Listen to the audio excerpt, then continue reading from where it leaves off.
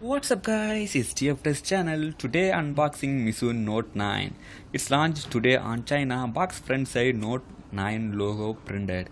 It's really cool and amazing feeling. Okay, let's open the box first. Yep, see guys, inside the box front side mobile phone here. It's looking really amazing and also handling feeling it's good. It's a black variant.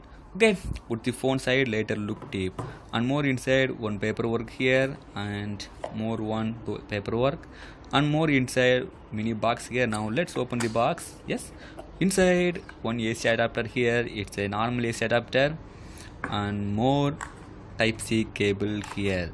No more headset inside the box. Okay, once again, and overall look what the inside of the box. Okay, everything's closed, it's fine. Okay, see guys, more inside. Let's look the phone display. Display is a 6.2 inches full HD plus resolution display. Display brand IPS or AMOLED I cannot really now.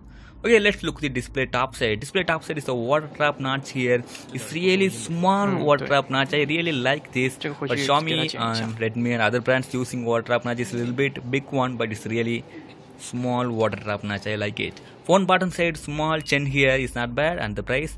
And phone back side is a 12 camera setups here. Now main camera 48 megapixel, secondary camera just depth sensor. Main camera is not real 48 megapixel, it's a 12 megapixel, but it supports the pixel pinning type. It's a work on 48 megapixel only pro mode. Well guys, it's my first impression unboxing. Coming soon, I am upload the review, camera test and more exclusive test tests. Don't forget to like and subscribe my channel, and thanks for the watching.